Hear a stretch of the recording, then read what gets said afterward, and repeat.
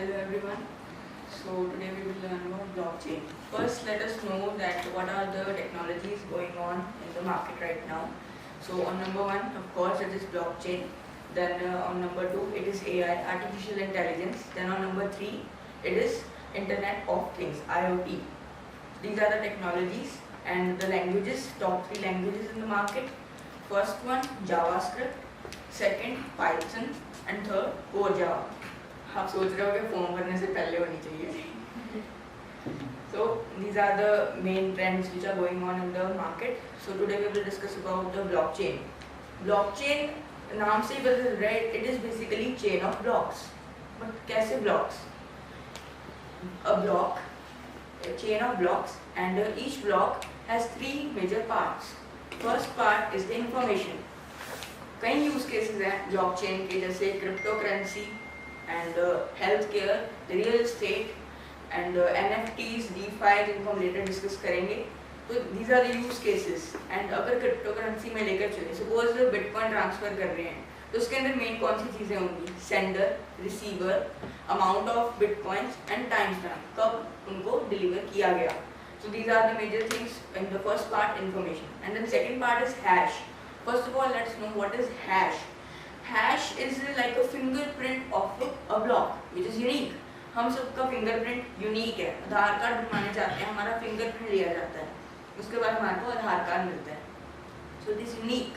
उसी तरीके से hash is a huge digits plus alphabets, उन सबका कॉम्बिनेशन होता है which is a hash. Hash is one type of cryptography. Cryptography basically is encryption, type of encryption, and basically not encryption. Cryptography के अंदर दो total three parts हैं including hashing. So first one is symmetric.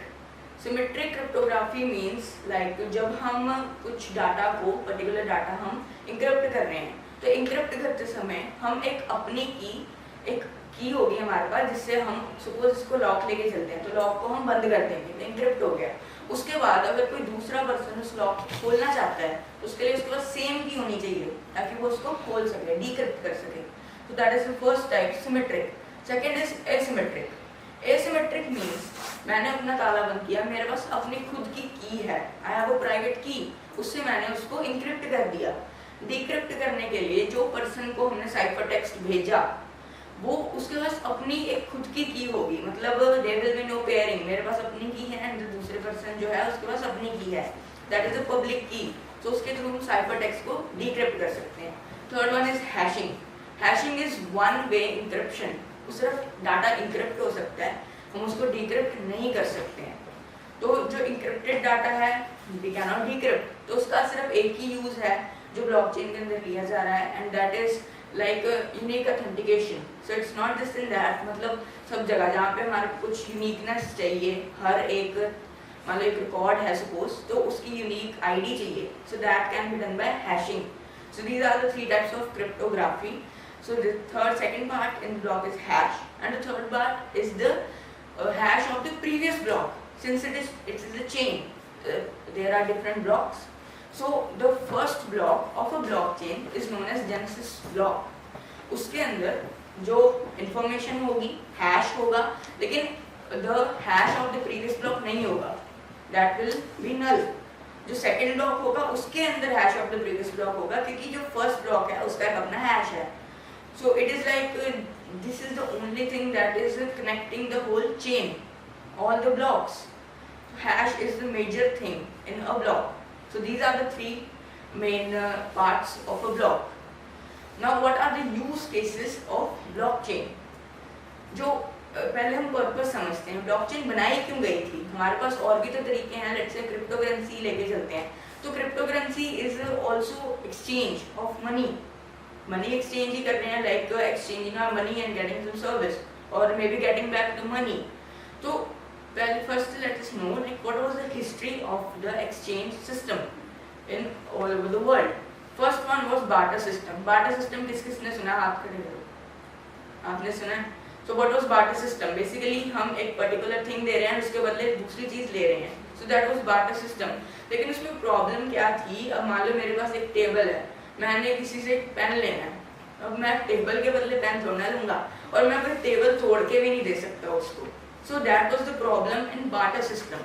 उसके बाद आया currency system, notes. Note is exchangeable for a value, लेकिन वो भी एक पर्टिकुलर लिमिट्स के अंदर है एंड दे आर फिजिकल. उनको हम डिजिटल या वर्चुअल वर्ल्ड के अंदर नहीं लेके जा सकते. Third one was digital but without bank. उसके अंदर क्या होता था, that was like double spending problem होती थी उसके अंदर कि जो लोग होते हैं वो सपोज हमने मान लो हम एक लॉटरी टिकट लेकर चलते हैं, तो मैंने एक लॉटरी टिकट किसी फर्स्ट पर्सन को दी एंड वही सेम मैंने सेकंड पर्सन को दे दी. सो वो डबल दे दिया मैंने लोगों को, लेकिन उनका जो एड्रेस है वो सेम है, तो उनमें से एक इनवैलिड है. So that was the double spending problem in the digital system without bank. Then the next one was digital system with bank. With bank के अंदर एक मिडल मैन आया and that middle man was checking कि like I am making a transaction, is it correct और not. जब मैं transaction दे रहा हूँ, suppose I am sending 1000 rupees to my friend, so that 1000 rupees will be checked by the bank. You have 1000 rupees in your account, yes, then it will be transferred to your friend, and then the bank of the friend will check कि are they received from the friend's account. If yes, then that transaction will be done. So this ये तरीका है जो digital bank system. लेकिन इसमें problem क्या है, एक मिडल मैन है, सारा जो कंट्रोल है वो सेंट्रलाइज्ड है. There is a particular person, a supreme power like which can control all the things. अगर बैंक चाहे आपका कल ही अकाउंट बंद कर सकते हैं. बैंक चाहे आपके अकाउंट में से 1000 रुपए 2000 रुपए जितने चाहे पैसे डिडक्ट कर सकते हैं, जो होता भी है. That is the reason why blockchain came into this. The cryptocurrency was the use case, the first use case. It was developed by Satoshi Nakamoto. He is still anonymous and he is known as the developer of Bitcoin. Bitcoin was the first use case of blockchain. So what was the purpose? The purpose was to remove middleman. There is no middleman, no authoritative person, a proper superpower. उसमें कोई superpower नहीं है blockchain के अंदर. It is all decentralized. लेकिन फिर हम सोचिए कंट्रोल कौन कर रहा है blockchain को? All the people connected to a particular blockchain are controlling that blockchain. अगर हम Bitcoin की blockchain की बात करें, let's say, तो उसके अंदर जितने भी जो लोग कंट्रोल कर रहे हैं, उनको सबको बोलते हैं nodes, which are connected to a particular network. So वो नेटवर्क के अंदर वो नोड्स ही ऑथेंटिकेट करते हैं कि yes, this transaction made of bitcoins is correct or not. They are the kind of middleman, but वो middleman नहीं है, it is decentralized. अब 1000 people connected है नेटवर्क को, कल को एक और बंदा कनेक्ट हो जाता है 1001 people. So they all are the people who can authorize. And उनके बीच में कुछ माइनर्स भी होते हैं. What are miners? माइनर्स का प्रोसेस होता है बेसिकली ब्लॉक्स को माइन करना. उनके पास कुछ ट्रांजैक्शंस आती हैं, सपोज 10 ट्रांजैक्शंस. हर ब्लॉकचेन का अपना एक सिस्टम होता है, तो 10 ट्रांजैक्शंस लेते हैं. तो अगर हम किसी पर्टिकुलर ब्लॉकचेन की बात करें तो उन्होंने 10 ट्रांजैक्शंस ली एंड उनका एक ब्लॉक माइन किया. माइन करते समय वो हैश को माइन करेंगे क्योंकि it is basically the encryption of the information of the block. तो इंक्रिप्शन वो बार बार करेंगे, लेकिन इसमें ये नहीं है कि एक ही बार इंक्रिप्ट करके आप ब्लॉक को डायरेक्टली नेटवर्क पे डाल दोगे, ऐसे नहीं होता. उसके अंदर हर एक ब्लॉकचेन का अपना एक सिस्टम होता है, क्राइटेरिया होता है. अब अगर बिटकॉइन की बात करें तो अगर मैं सपोज लेट्स से मैंने अपनी एक ब्लॉकचेन बनाई, उसके अंदर मैंने क्राइटेरिया रखा कि जो भी हैश होगा उसके फर्स्ट 2 लेटर्स 00 होने चाहिए. लेकिन जब एक माइनर एक ब्लॉक को माइन कर रहा है तो 00 it is very less chance कि 00 आए फर्स्ट टाइम के अंदर. आ भी सकता है, नहीं भी, प्रोबेबिलिटी इज लाइक 50-50. तो वो बार बार माइन करते रहेंगे, बार बार हैश निकालते रहेंगे जब तक 00 स्टार्टिंग में नहीं आ जाता हैश के. So that is the main process of mining. And the last thing is like उसको नेटवर्क पे चढ़ाना एंड देन एक कंसेंसस रूल यूज होता है. Consensus means 51% authorization. 51% people connected to the network must say that this transaction is correct. If it is correct, then it will be directly attached to the blockchain. So that is the main like criteria of a blockchain. Now let's talk what are the use cases of blockchain. Healthcare. Healthcare का use case हो सकता है कि medical records हैं या कुछ मान लो medical systems चल रहे हैं, तो एक पर्टिकुलर पेशेंट के वो ब्लॉकचेन के ऊपर हम डाल सकते हैं, which are unbreakable. It is not hackable. Blockchain को हैक किया जा सकता है, लेकिन it is very time consuming job. That is a benefit of blockchain. अब हैक जब करने लगेंगे तो टाइम कंज्यूमिंग क्यों है? उसका सिंपल कारण ये है, मान लो 1000 ब्लॉक्स की चेन है, उसमें से suppose I am the hacker and I am attacking 450th block. तो जब मैंने अटैक किया, इन्फॉर्मेशन मैंने चेंज की, इन्फॉर्मेशन चेंज करते ही हैश ऑटोमेटिकली चेंज हो जाएगा, क्योंकि इन्फॉर्मेशन का इंक्रिप्टेड वर्जन ही है हैश. तो अब जब हैश चेंज हो गया तो नेक्स्ट ब्लॉक का जो प्रीवियस हैश वाला सेक्शन था वो इनवैलिड हो जाएगा, क्योंकि पिछले ब्लॉक में तो वो वाला हैश है ही, लेकिन नेक्स्ट ब्लॉक के अंदर वो वाला हैश दे रखा है. सो वो इनवैलिड हो गया एंड उसके बाद फर्दर सारी चेन जो है वो इनवैलिड हो जाएगी फ्रॉम 451 टू 1000 ब्लॉक. सारी की सारी चेन इनवैलिड होगी. तो जो हैकर है, जब वो चाहते हैं कि मतलब किसी को पता ना चले मैंने टैम्परिंग की है, तो बाकी सारे ब्लॉक्स चेंज करने पड़ेंगे हैकर को, which is a very time consuming job. And अगर बिटकॉइन की ब्लॉकचेन के बारे में बात करें तो इट टेक्स 10 मिनट्स पर ब्लॉक, जो एक मिनिमम टाइम रखा हुआ है, which is known as proof of work. It is a proof like yes you have done the work. तो 10 minutes minimum time है blockchain of Bitcoin के अंदर. So that is the first use case, healthcare.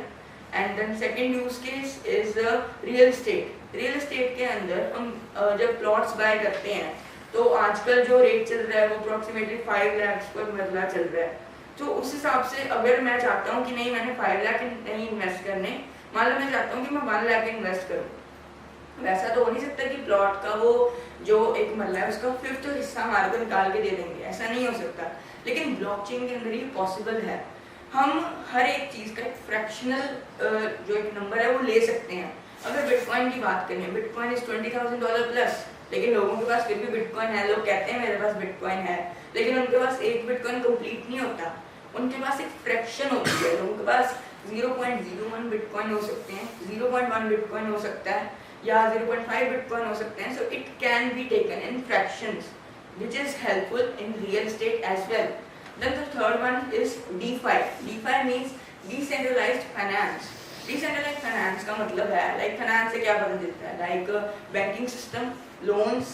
अगर हम loans की बात करें तो उसके अंदर एक thing होती है that is smart contracts. Smart contracts are nothing like we are doing some paperwork. उसके अंदर हमने एक contract लिखा which is authorized by the government. So उसी को हम अगर ऑनलाइन चढ़ा दें, so that can be said smart contract. But to make smart contracts, there are some languages like Solidity, Haskell, etc. So those are some languages to develop smart contracts. Smart contracts, let's say मैं बिल्कुल simple example लेकर चलता हूँ smart contracts की. अगर आपने suppose किसी online website से कुछ ऑर्डर किया, अब जो पर्सन है वो ये ट्रस्ट आप पे करके चल रहा है कि yes you will pay and you are trusting the website that yes they will give me the thing I have ordered. So that is the trust base. लेकिन अगर हम बीच में स्मार्ट कॉन्ट्रैक्ट्स को ले आए, तो अगर हम बिना ट्रस्ट के भी, वो बेसिकली एक ऑटोमेटिक ट्रस्ट जनरेट करता है कि जब आपने ऑर्डर किया, जब वो डिलीवर हुआ, साथ ही आपके बैंक में से ऑटोमेटिकली पेमेंट उनको चली जाएगी on the time of delivery. So that is very basic example of smart contracts. So that can be used as DeFi, decentralized finance. Then the fourth one, my favorite, it is NFT, non-fungible token. Non-fungible means non-replaceable. हम उसको replace नहीं कर सकते उस token को. Token is virtual, not physical.